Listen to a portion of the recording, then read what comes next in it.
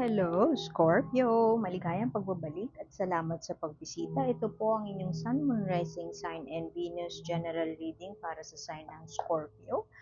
Kunin nyo lamang po kung ano yung nakarelate kayo, tapon nyo hindi. Kung hindi nakarelate, okay lang yan. Maaaring ang susunod na readings ang maaaring makarelate tayo. So, subscribe lamang po tayo para sa mga susunod na pag-upload o mga bagong pag-upload para maabutan natin agad. Para move on tayo sa next tarot reader, no? Kung hindi tayo nakaresonate. Ngunit naniniwala ako na meron tayong mapupulot dito. Maaaring sa mga maliliit na mensahe, kada card, o pwede din naman sa oracle card sa dulo. So, meron din tayong English reading sa channel at meron akong weekly na pwede nyo visit yung site, nasa description box lang. Pwede kayong mag-shuffle ng deck doon, tapos may free 3 card spread din. Tapos andun din yung mga details kung gusto nyo ng personalized reading. Oy, Scorpio!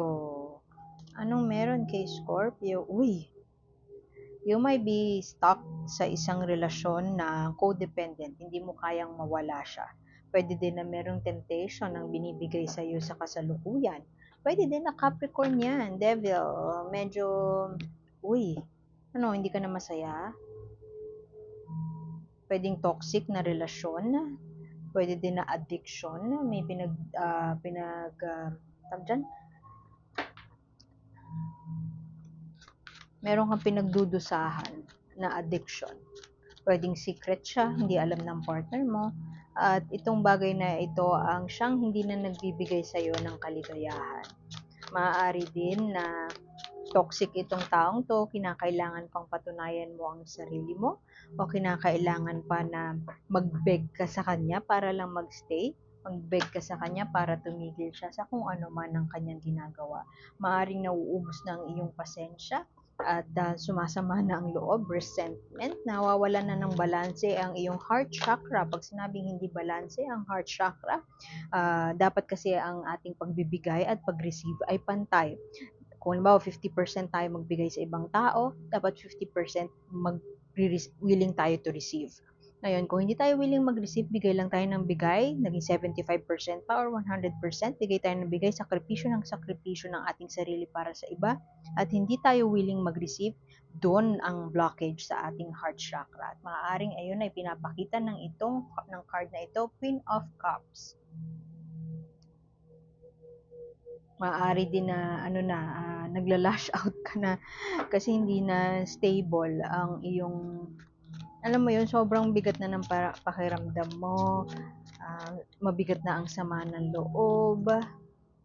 Maaari din na itong taong to ay pinipigilan ka na i-pursue ang mga bagay na sinasabi mong tingin mong gustong i-pursue. Halimbawa, sinabi mo sa partner mo, parang gusto ko mag-business, pero hindi kanya sinusuportahan. Ano namang gagawin mo? Ang dami niya sinasabi sa'yo na hindi maganda.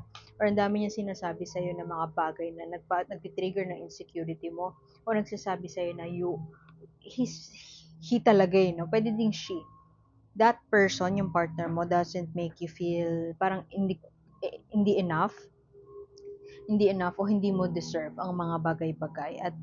Pero hindi mo naman siya maiwan. Alam mo yun, nahirapan ka din kasi hindi mo siya maiwan. Pero whatever the situation is, hindi ka makaalis sa isang relasyon na yan, hindi ka makalis, work man o romantic relationship na hindi ka makalis, hindi na siya nagdudulot sa iyo ng mabuti. Hindi ka na satisfied, hindi ka na masaya, to say the least. Hindi mo siya maalisan. Hindi ka makapag-desisyon. Stuck ka into making a decision. Maaaring may takot na umalis, may takot na mag-decide otherwise. Halimbawa, tingin mo ang tama sa'yo ay umalis na sa relasyon na ito, pero natatakot ka na alisan siya, probably because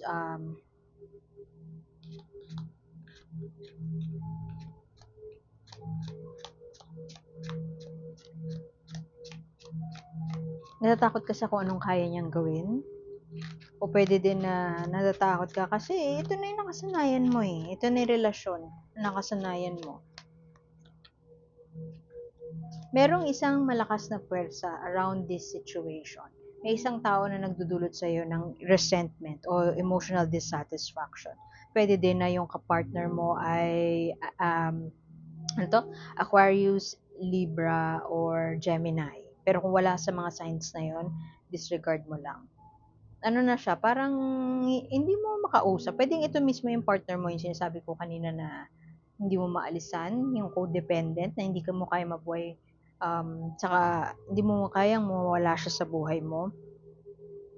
Pwedeng siya yon na detached na ayaw na makipag-usap, or parang pag niyayaya mo siya na magkaroon ng seryosong usapan ukol sa issue niyong dalawa, hindi siya sumasang-ayon na pag-usapan. O pwede din na sinasabihan kanya ng mga excuse.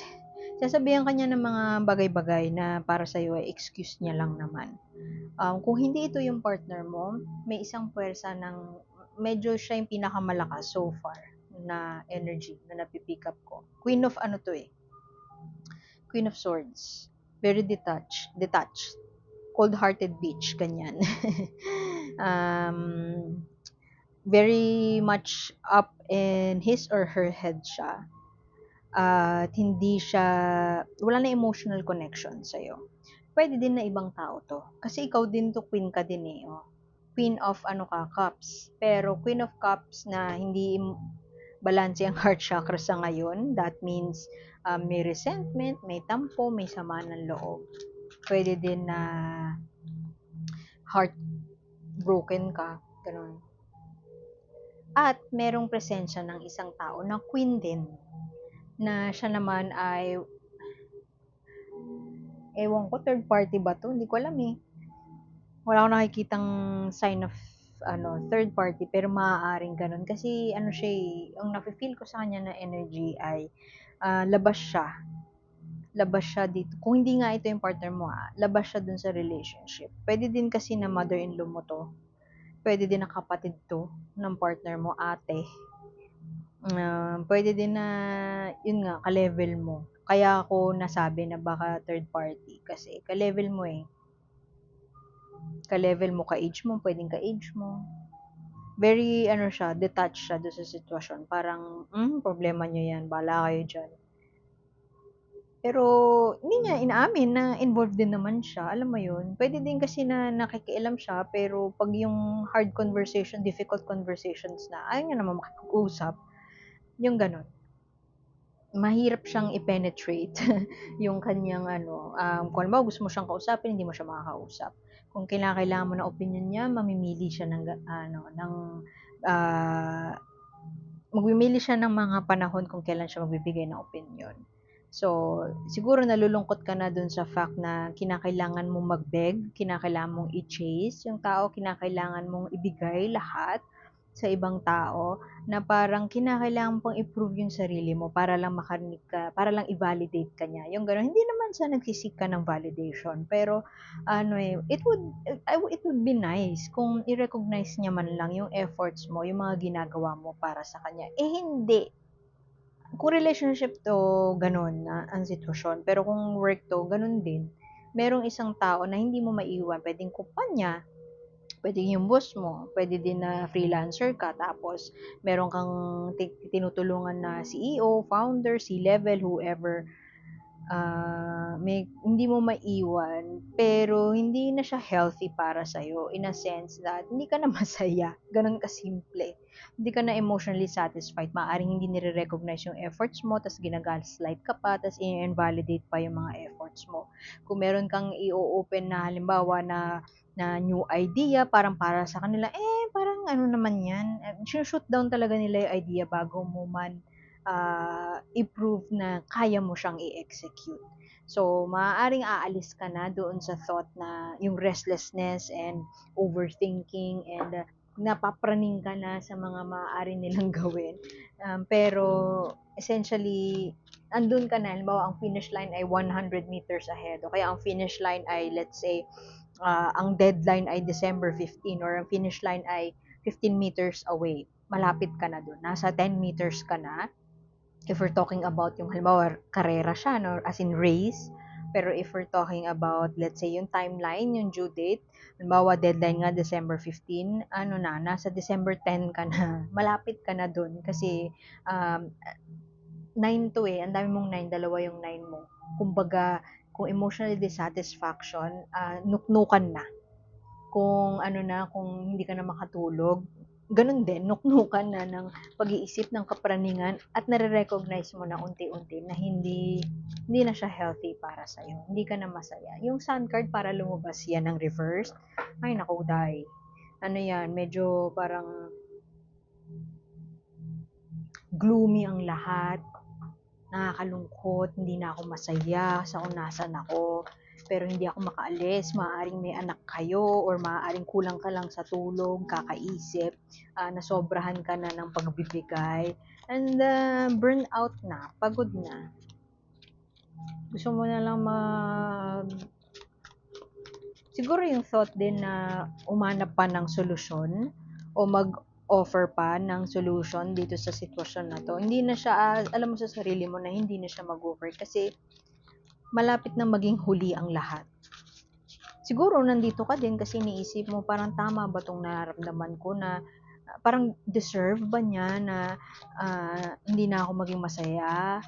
Baka magalit siya na magalit siya pag sinabi kong hindi na ako masaya. See? Naririnig mo ba yung sarili mo? Ibig sabihin nun, masyado ka nang trap dun sa vortex ng codependence at sa vortex ng toxicity niya. Maaring na manipulate ka na niya well enough para hindi mo siya iwan kahit sobra-sobra na yung mga ginagawa niya sa'yo. Tingnan mo, 8 of Cups pa in reverse.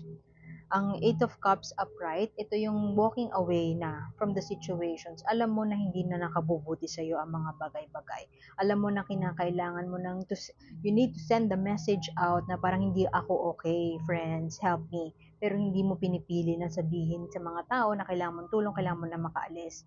At hindi mo din tinutulungan ang sarili mo para makaalis. Yun ang Eight of Cups reversed. Ayaw mong umalis. Hindi ka aalis, siguro nandun ka na sa point na alam mo sa sarili mo hindi ka masaya, napapaisip ka should I stay or should I go, pero laging bumabagsak sa I would stay.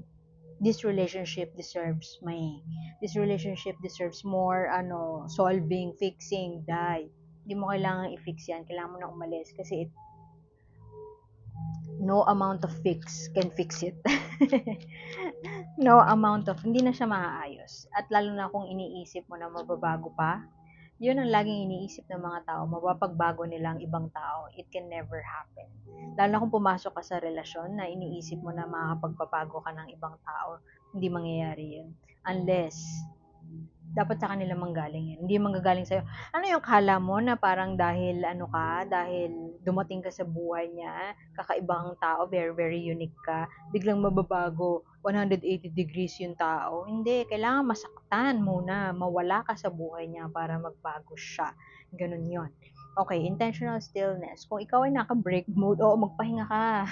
Magpahinga ka. Winter, sa ibang bansa, winter, no? Ito ang panahon para downtime. I-embrace mo yung downtime. I-embrace mo yung chilliness of it all, yung sakit of it all. Namnamin mo at tulungan mo yung sarili mo na magpahinga.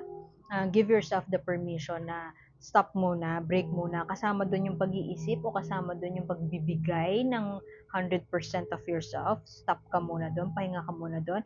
Kasama din doon yung halimbawa mag-iisip ka ng solusyon, stop ka din muna doon. Ipo-prove mo yung sarili mo, stop ka muna doon. At lalong-lalo na, emotional dissatisfaction, sadness, stop mo na rin yan. Pahinga ka, i-intend mo as in, gawan mo ng paraan para makapagpahinga ang iyong utak, puso, isip, spiritual, lahat na. At gamitin mo itong panahon na to, winter time, 3 months, di ba? Maybe in 3 months time, maging okay ka na. Pero sa ngayon, bigyan mo muna mag-hibernate ka muna at magpahinga sa mga bagay-bagay. Okay, pahingin mo yung utak mo. Okay, iwan ko na yun dun, Scorpio. Salamat sa pagbisita. Sana makita ko kayo ulit next time. My name is A. Typical Spills. Like, share, and subscribe. Bye!